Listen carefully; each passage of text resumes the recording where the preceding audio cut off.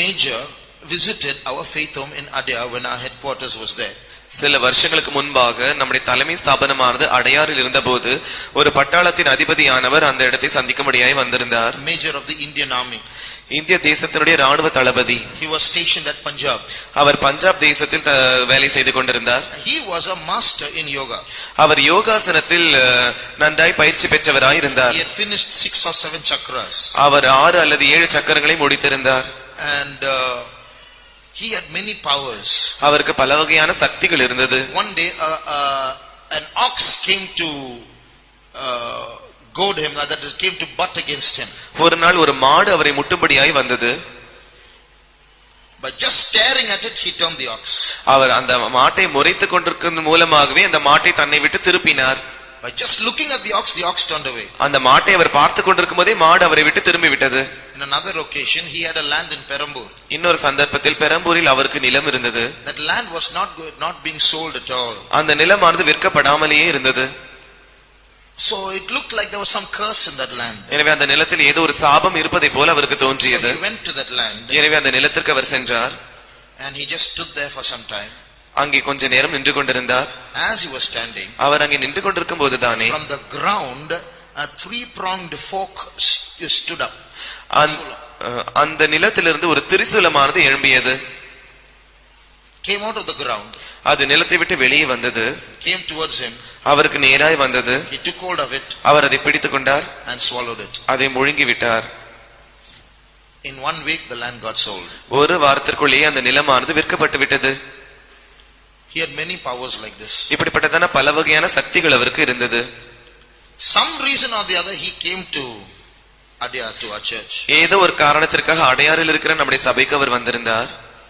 And he came and saw one of our servants of God. நம்முடைய தெய்வ ஊழியர்களில் ஒருவரை அவர் சந்தித்தார். And the moment he started talking to the servant of God, அவர் அந்த தேவ ஊழியரோடு கூட பேச ஆரம்பித்த அந்த நிமிஷத்திலேயே he told the servant of God, அவர் அந்த தேவ ஊழியரிடத்தில் இப்படி கூறினார், do you know that there is a power coming from you reaching to me? உங்களிலிருந்து ஒரு வல்லமையானது என்னை வந்து அடைந்து கொண்டிருக்கிறதை நான் பார்த்து கொண்டிருக்கிறேன். அதை உங்களால் உணர கொண்டிருக்கிறது. என்னை தொட்டு கொண்டிருக்கிறது, அதை உங்களால் உணர முடிகிறதா என்று கேட்டார். That servant of God said no. அந்த தேவ ஊழியர் இல்லை என்று கூறினார். There is a power inside you. When I'm standing before you, it's coming against me like this. உங்களுக்குள்ளாக ஒரு வல்லமை இருக்கிறது. நான் உங்களுக்கு முன்பாய் நிற்கும்போது இந்த வல்லமையானது எனக்கு நேராய் வந்து கொண்டிருக்கிறது. And he said, while I stepped into the church and entered into the gate, I started swaying. அந்த ராணுவ தளபதி இப்படி சொன்னார், நான் உங்களுடைய சபையினுடைய வாசலில் என் காலை வைக்கும் போதே நான் இந்த மாதிரி ஆட ஆரம்பித்து விட்டேன். Then that servant of God prayed for that army major. அப்பொழுது அந்த தேவனுடைய ஊழியர் அந்த ராணுவ தளபதிக்கு ஜெபித்தார். A demon manifested itself and then he fell down. ஒரு பிசாசு தன்னை வெளிக்காட்டியது. அந்த தளபதி கீழே விழுந்து விட்டார். And then he got delivered. அவர் விடுவிக்கப்பட்டார். After many years, இன்னும் சில வருஷங்கள் கழித்து he came for the Punjab convention. அவர் பஞ்சாப் கன்வென்ஷனுக்கு வந்திருந்தார். There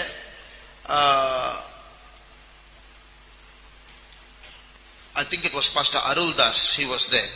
பாஸ்டர் அருள்தாஸ் அந்த நாட்களில் அங்கே இருந்தார். He came for the convention. அவர் கன்வென்ஷனுக்கு வந்திருந்தார். Pastor Ernest Paul, one of our chief pastors, was there. நம்முடைய தலைமை பாஸ்டர்களில் ஒருவராய் இருந்ததான பாஸ்டர் ஏர்னஸ்ட் பால் அவர்கள் அங்கே இருந்தார். This army major went to pray to both the pastors. இந்த ராணுவ தளபதி இந்த இரண்டு பாஸ்டர்மார்களிடத்திலும் ஜெபிக்கும்படியாய் சென்றார். Pastor Ernest Paul laid his hand, nothing happened. Pastor Ernest Paul அவருடைய தலைமேல் இவருடைய கையை வைத்தார், ஒன்றுமே சம்பவிக்கவில்லை. Then he went to Pastor Aruldas. அதற்கு பிறகு பாஸ்டர் அருள்தாஸின் இடத்தில் இவர் சென்றார். Pastor Ernest Paul is the big pastor. Pastor Ernest Paul தான் தலைமை pastor. Pastor Aruldas is only a small pastor. Pastor Aruldas அவர் சிறிய pastor. But the big pastor laid his hands on that army general major's head, nothing happened. அந்த தலைமை pastor அந்த ராணுவ தளபதியினுடைய தலையின் மேல் கையை வைத்தபோது ஒன்றுமே சம்பவிக்கவில்லை. But the small pastor, he laid his hand on the army major's head, he fell down. ஆனால் இந்த சிறிய பாஸ்டரா இருந்ததான பாஸ்டர் அருள்தாஸ் இவருடைய தலையின் மேல் கையை வைத்தபோது இவர் கீழே விழுந்து விட்டார். After the man became clear, இந்த மனுஷன் தெளிவடைந்த போது he went to a third servant of Pastor Manasseh was there. அங்கே பாஸ்டர் மனாசே இருந்தார். அவரிடத்தில் இவர் சென்றார். That man told Pastor Manasseh, அந்த மனுஷன் பாஸ்டர் மனாசேயின் இடத்தில் இப்படி கூறினார், you see these two pastors, இந்த இரண்டு பாஸ்டர்களை நீங்கள் பாருங்கள். I went to that big pastor and prayed, nothing happened. நான் அந்த பெரிய பாஸ்டரிடத்தில் சென்று ஜெபித்தேன், ஒன்றுமே சம்பவிக்கவில்லை. But when I went to the small pastor, he put his hand on my head and I felt a demon leaving me. ஆனால் அந்த சிறிய பாஸ்டரிடத்தில் நான் ஜெபிக்கும்படியாய் சென்றேன். அவருடைய தலையின் மேல் கை வைத்த போது ஒரு பிசாசு என்னை விட்டு போவதை நான் உணர்ந்தேன். Then that man told Pastor Manasseh, அப்பொழுது அந்த மனுஷன் பாஸ்டர் மனாசேயின் இடத்தில் இப்படி கூறினார், but I want to tell you one fact. ஆனால் உங்களுக்கு ஒரு உண்மையை சொல்ல நான் விரும்புகிறேன். That big pastor is more powerful than the small pastor. அந்த பெரிய பாஸ்டர் இந்த சிறிய பாஸ்டரை காட்டிலும் அதிக வல்லமையுடையவர். So Pastor Manasseh asked, how?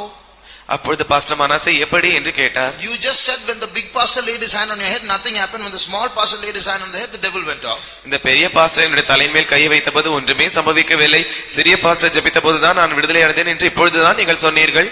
He said, that is true. அவர் சொன்னார், ஆம் அது உண்மைதான். This small pastor has the power to cast out devils.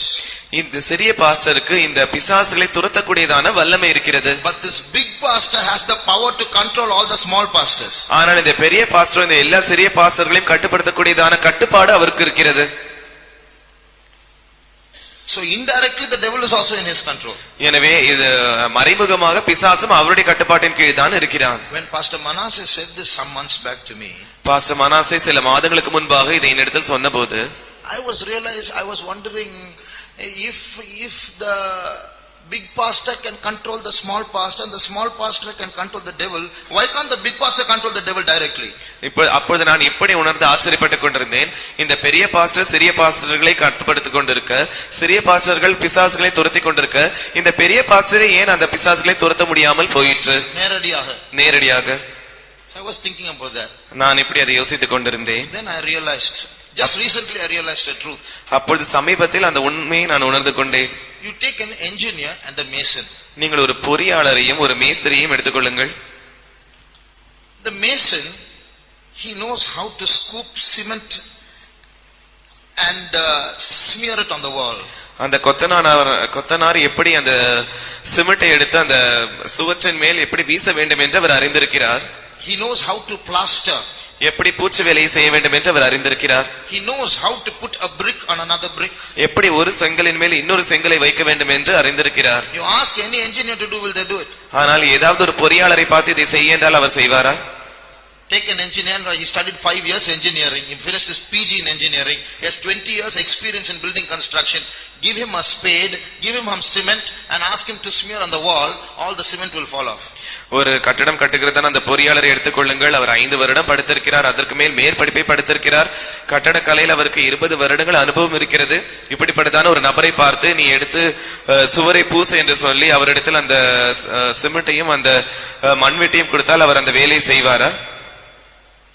All the cement will fall off. எல்லா சிமெண்ட்டும் கீழே விழுந்து விடும். But what is the truth? ஆனால் உண்மை என்ன? So because of that, is the mason more powerful than the engineer? இதே நிமித்தமாக கொத்தனார் அந்த இன்ஜினியரை காட்டிலும் வல்லமை உள்ளவரா? The mason can do some things which the engineer cannot do. True. அந்த இன்ஜினியரால் செய்ய முடியாததான சில காரியங்களை இந்த கொத்தனார் செய்வது உண்மைதான். But will any man give a multi-story building to a mason to build without an engineer? ஆனால் பல மாடி கட்டடங்களை கட்டும்படியாக ஒரு இன்ஜினியர் இல்லாமல் ஒரு கொத்தனார் இடத்தில் எவனாவது கொடுப்பானா? Will a mason get a job without an engineer? Engineer இல்லாமல் அந்த கொத்தனாருக்கு வேலை கிடைக்குமா? A mason is an employed good mason earning good salary only when he is under the engineer. ஒரு கொத்தனாருக்கு வேலை கிடைப்பதும் நல்ல சம்பளம் கிடைப்பதும் நல்ல வேலை கிடைப்பதும் ஒரு இன்ஜினியருக்கு இருந்தால் மாத்திரம் தான் அவனுக்கு கிடைக்கும். So a mason can do some things but he is of no use if he is not under the engineer. கொத்தனாருக்கு சில காரியங்களை செய்ய முடியும், ஆனால் இன்ஜினியருக்கு கீழே இல்லாவிட்டால் அவனுக்கு எந்த பயனும் இல்லை. He cannot achieve much. அவனால் அதிக பணத்தை பெற்றுக்கொள்ள முடியாது. You cannot guarantee that the building that he will build will stand. அவர் கட்டுகிறதான கட்டடமானது நிற்கும் என்று நம்மால் உத்தரவாதமாய் சொல்ல முடியாது. At the same time, when he is under the engineer, அதே நேரத்தில் இன்ஜினியருக்கு கீழே அவர் இருப்பார் என்றால், then he will get his due wages, his work is also guaranteed. அப்பொழுது அவர் கிடைக்க வேண்டியதான சம்பளமும் கிடைக்கும், அவருடைய வேலையும் உத்தரவாதமானதா இருக்கும். So just because that engineer cannot smear cement on the wall and do plastering work, Is he disqualified?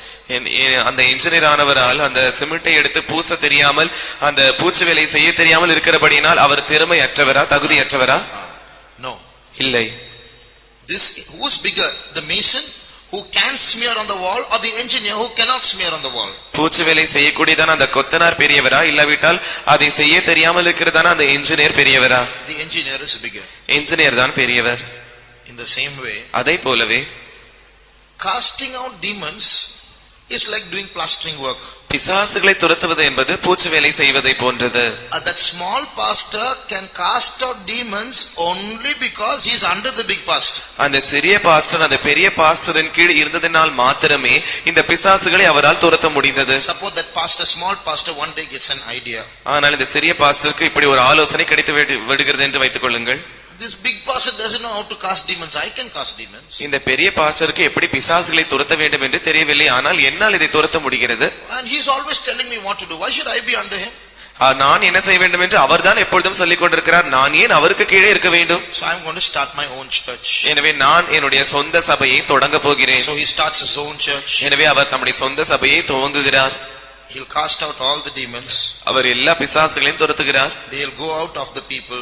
அது ஜனங்களை விட்டு வெளியே போய்விடும். And come and sit inside him. வந்து இவருக்குள் உட்கார்ந்து விடும். That's what will happen. இதுதான் சம்பவிக்கும். His safety is in submission. அவருடைய பாதுகாப்பானது ஒப்பு கொடுத்தலில் இருக்கிறது. Because he is under that big pastor, he is safe. அவர் அந்த பெரிய பாஸ்டரின் கீழ் இருப்பதினால் பத்திரமாய் இருக்கிறார். Was he born with that gift? அவர் அந்த வரத்தோடு கூட பிறந்தாரா? Was he born with the power to cast out demons? அந்த பிசாசுகளை துரத்தக்கூடியதான வல்லமையோடு கூடவா அவர் பிறந்தார்? God has given that power for ministry. தேவன் ஊழியத்திற்கு என்று அந்த வல்லமையை தந்திருக்கிறார். That power will operate only when he is under the leaders appointed by the Holy Spirit. ஆனால் அந்த வல்லமையானது அவருக்கு மேல் தேவனால் நியமிக்கப்பட்டிருக்கிறதான நடத்திப்புக்காரர்கள் கீழ் அவர் இருந்தால்தான் அந்த வல்லமை கிரியை செய்யும். So now we are part of the house of God. இப்பொழுது நாம் தேவனுடைய பண்ணையின் ஒரு பகுதியாய் இருக்கிறோம். Jesus is the chief. இயேசுவானவர் பிரதானமானவர். Under him the saints of God. அவருக்கு கீழே பரிசுத்தவான்கள். Under them you and I. அவர்களுக்கு கீழே நீங்களும் நானும். So what do we see here? எனவே இங்கே நாம் என்ன காண்கிறோம்? The course of this world. இவ்வுலகத்தின் வழக்கம். The powers of this world operating. இந்த உலகத்தில் கிரியை செய்கிறதான வல்லமைகள். See, this man, he had so many powers. இந்த மனுஷருக்கு பல வகையான வல்லமைகள் இருந்தன. He could by just staring turn a cow. முறைப்பதின் மூலமாக ஒரு மாடையே அவர் திருப்பி விட்டார். And he could turn a curse from the land. நிலத்தில் இருக்கிற சாபத்தை அவரால் மாற்ற முடிந்தது. He had so many powers. இப்படி பல வகையான சக்திகள். But when he came before the small pastor, he started shaking. ஆனால் ஒரு சிறிய பாஸ்டருக்கு முன்பாய் வந்தபோது இவன் ஆட ஆரம்பித்து விட்டான். And that small pastor is able to make this man shake because he is under the big pastor. அதோடு கூட அந்த சிறிய பாஸ்டர் அந்த பெரிய பாஸ்டரின் கீழ் இருந்தனால் மாத்திரமே இந்த பிசாசு பிடித்த மனுஷனை ஆட வைக்க முடிந்தது. And the big pastor is having that power because he is under Jesus. அந்த பெரிய பாஸ்டருக்கு அந்த வல்லமையானது அவர் இயேசுவின் கீழ் இருந்தபடியினால் இருந்தது. So what is our safety? எனவே நம்முடைய பாதுகாப்பு என்ன? What is our lesson this year? இந்த வருடம் நம்முடைய பாடம் என்ன? Let us be under the guidance of the leaders. நாம் பரிசுத்தவான்களுடைய நடத்திப்பின் கீழ் இருப்போமாக. When we are under them, when we obey them, that is our safety. நாம் அவர்களுக்கு கீழ் இருக்கும்போது அவர்களுக்கு கீழ்ப்படியும் போது அதுதான் நம்முடைய பாதுகாப்பாய் இருக்கிறது. But if we make our own ideas and then go somewhere with our own lusts and work independently, then we are being joined with the children of disobedience. ஆனால் நாம் சொந்த ஆலோசனைகளின் மூலமாக நம்முடைய சொந்த விருப்பத்தின்படியே சொந்த இச்சைகளின்படியே வெளியே சென்று சுயாதீனமாக நாம் ஜீவிக்க முற்பட்டோம் என்றால் நாம் அந்த கீழ்ப்படியாமை பிள்ளைகளின் கூட்டத்தோடு கூட சேர்ந்து விடுகிறோம். Then it will become easy for that spirit to come and capture us. அப்பொழுது அந்த ஆவியானது நம்மை வந்து சிறை பிடிப்பதற்கு அது சுலபமானதாய் மாறிவிடும். So let us always be under the leaders. எனவே நாம் எப்பொழுதும் நடத்திப்புக்காரர்களின் கீழ் இருப்போமாக. Our leaders may not have big powers. நம்மை நடத்துகிறவர்களுக்கு பெரிய வல்லமைகள் இல்லை. No visible powers. எந்த காணக்கூடியதான வல்லமைகளும் இல்லை. But that's not important. ஆனால் அது முக்கியமானது அல்ல. God has kept them in that position with a great invisible power. தேவன் அவர்களை அந்த ஸ்தானத்தில் ஒரு மகா பெரிய அதர்சனமான வல்லமையோடு கூட வைத்திருக்கிறார். What is that power? அந்த வல்லமை என்ன? we have power only when we are under them.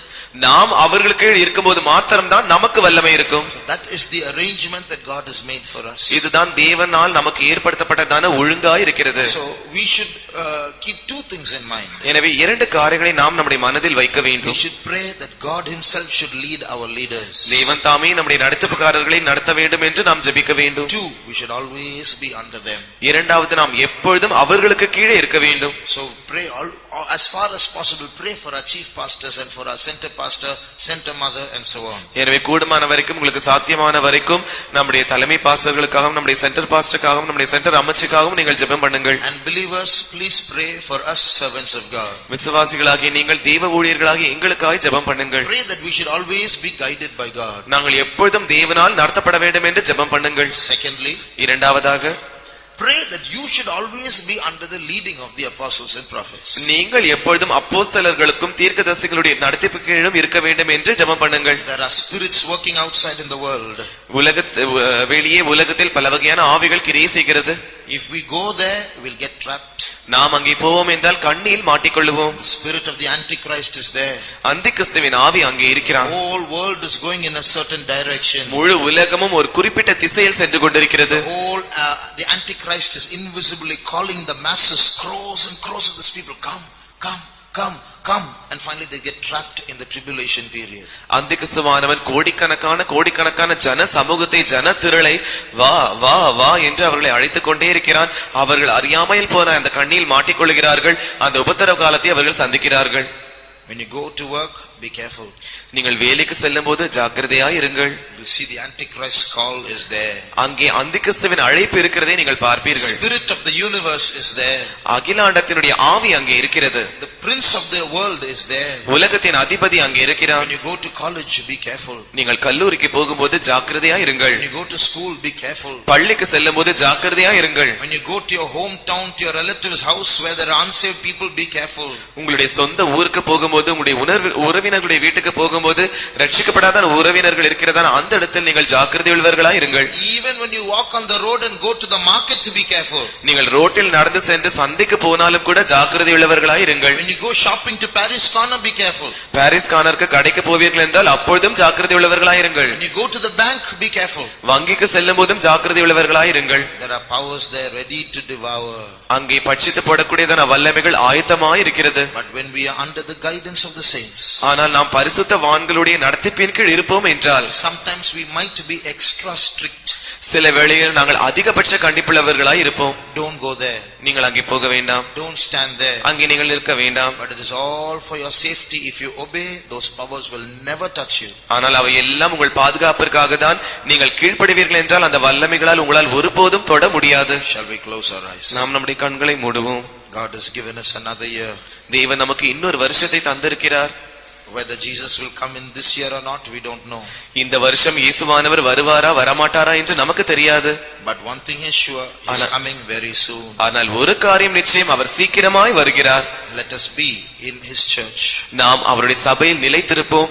Let us be under him by being under his leaders. அவருடைய நடத்திப்பிக்காரர்கள் கீழ் நாம் இருப்பதின் மூலமாக நாம் அவருக்கு கீழே இருப்போம். David told the 400 people who had left Israel, who were fed up of Saul's dominion, and they came to him depressed in debt, but he told them, you be with me, you will be safe.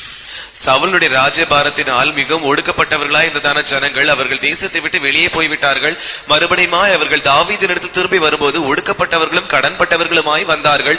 அந்த 400 பேரையும் அந்த தாவீது பார்த்து, நீங்கள் என்னிடத்தில் இருந்தால் உங்களுக்கு பாதுகாப்பாய் இருக்கும் என்று அவன் கூறினான். In the same way, if we are with the leaders, we will be safe. அதே போலவே நாம் நடத்திப்புக்காரர்களோடு கூட இருப்போம் என்றால் நாம் பத்திரமாய் இருப்போம். So pray for the leaders. எனவே நடத்திப்புக்காரர்களுக்காக ஜெபம் பண்ணுங்கள். To be under the leaders. இரண்டாவது நடத்திப்புக்காரர்களின் கீழ் இருங்கள். That the Lord might help us to remember these things this year. Shall we praise God? இந்த காரியங்களை தேவன் நம்முடைய வாழ்க்கையிலிருந்து அகற்றும்படியாக நாம் யாவரும் தேவனை ஸ்தோத்திரிப்போம். ஸ்தோத்திரம், ஸ்தோத்திரம், ஸ்தோத்திரம், ஸ்தோத்திரம், ஸ்தோத்திரம், ஸ்தோத்திரம், ஸ்தோத்திரம், ஸ்தோத்திரம்.